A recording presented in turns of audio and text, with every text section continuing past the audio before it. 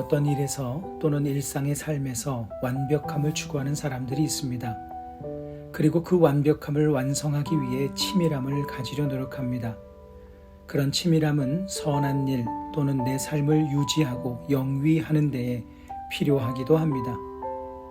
그러나 치밀함으로 악한 일을 도모하고 자신의 욕심이나 이기적인 목적을 이루기 위해 애쓰는 사람들도 있습니다. 그런 경우 결국 치밀함은 자신에게 독이 됩니다. 악한 일의 도모가 이루어진다고 해도 그 순간 얼마 동안이지 종국에는 하나님의 평가와 심판이 있을 것이기 때문입니다. 치밀함 하면 제외시킬 수 없는 분이 있습니다. 바로 우리 하나님이십니다. 하나님께서는 이 세상을 만드시고 운영하시며 우리의 삶을 주관하시는 분이십니다. 그 주관하심에는 우리가 알 수 없는 그분의 치밀하심이 늘 있습니다. 세밀하신 은혜입니다. 때론 우연처럼 보이기도 하고 때론 필연적 결과처럼 보이는 일들이 시실과 날실처럼 잘 엮여져 하나의 멋진 작품을 만들어 가십니다.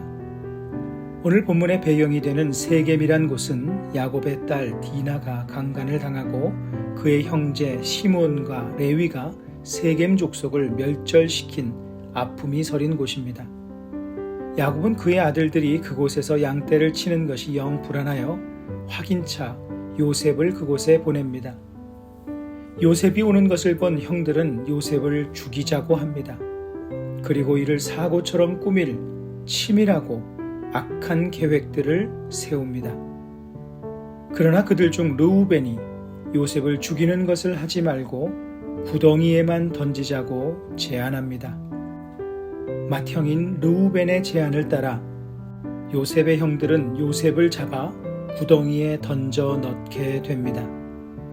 본문에는 악한 일을 도모하기 위해 하나가 되어 치밀한 계획을 짜고 실천에 옮기려는 요셉의 형들의 무리가 눈에 띕니다. 그들의 치밀한 계획은 완벽할 수밖에 없는 세팅이었습니다.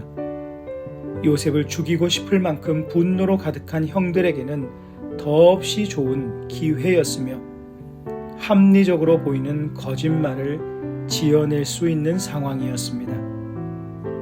그러나 거기에는 변수가 있었습니다.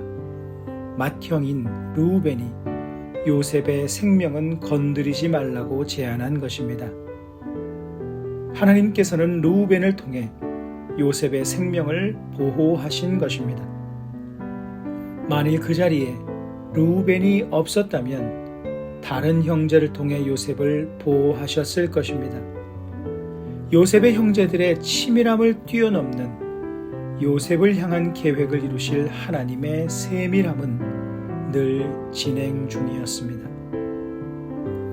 사람이 아무리 치밀함을 발휘한다고 하더라도 하나님의 세밀하심은 이길 수 없습니다. 사람의 치밀함까지도 하나님의 세밀하신 계획 속에 이미 포함되어 있습니다. 또한 사람의 치밀함은 하나님의 세밀하심을 따라갈 수가 없습니다. 그렇게 우리가 어떤 일을 계획하며 도모할 때 하나님의 도우심을 구해야 하는 것입니다. 하나님의 세밀하신 인도하심이 그 일에 개입될 때 사람으로서는 이룰 수 없는 일들이 이루어질 수 있기 때문입니다.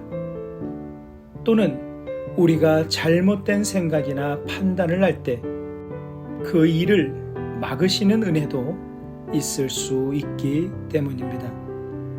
하나님을 믿는 신앙인이 하나님의 도우심을 구하지 않고 사는 것만큼 큰 손해는 없을 것입니다. 우리가 무슨 일을 하든 그 세밀하신 손길로 지금도 우리를 돌보시는 하나님을 신뢰하며 하나님의 뜻을 구하는 삶을 살아갑시다. 말씀을 기억하며 기도하는 시간을 가지십니다.